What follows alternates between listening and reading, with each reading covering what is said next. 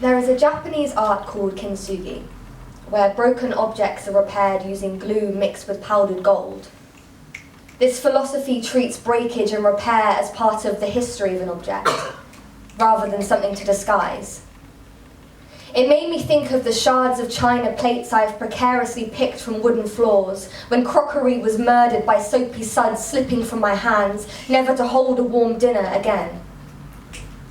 It made me think of cheap wine glasses separating from their stems, spilling their blood and seeping into cracks of oak tables whilst drunken dustpans danced their corpses away.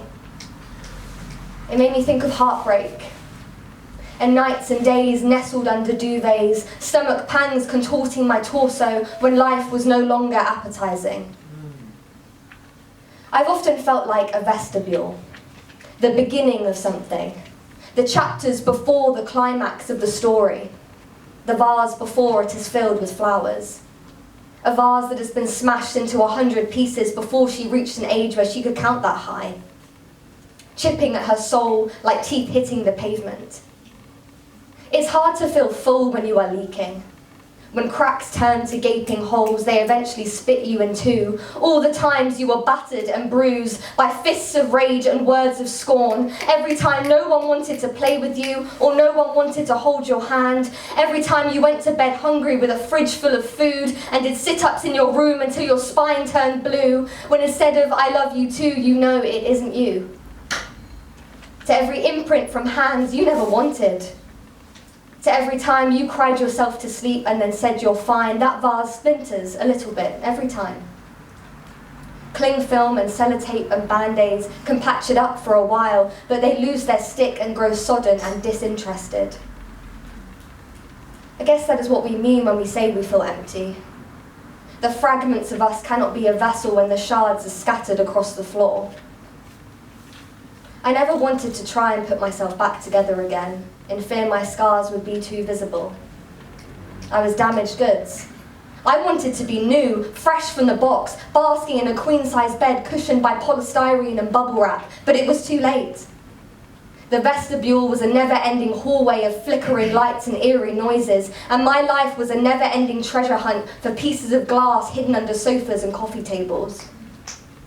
The edge of these shards sliced holes in my life, ending relationships and ghosting friends, never picking up a pen and paper again. The soles of my feet were etched with these memories as I tried to tiptoe around daggers of unresolved trauma, until the floor was covered and all I could do was let the fractures crumple under my weight. Isolated in this cave of self-deprecation, the only thing I could do to pass the time was shuffle the pieces against one another, like a jigsaw puzzle, forming a faint picture that almost resembled something I recognized.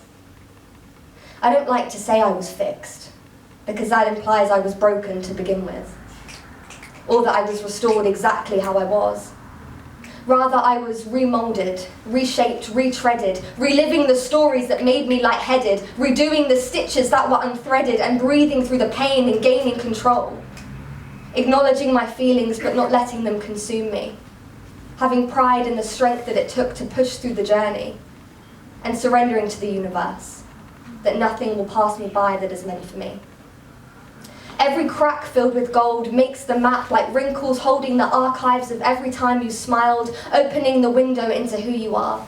You are not a mass-produced, ornamental, perfectly molded piece of material. You are beautifully flawed and rare, designed with deep feeling and robust shoulders to hold the weight of the life laid before you, enriched with history and the struggle that has made your muscles swell and the glue bind bits of you closer, to hold the water and the flowers which bloom just like you do.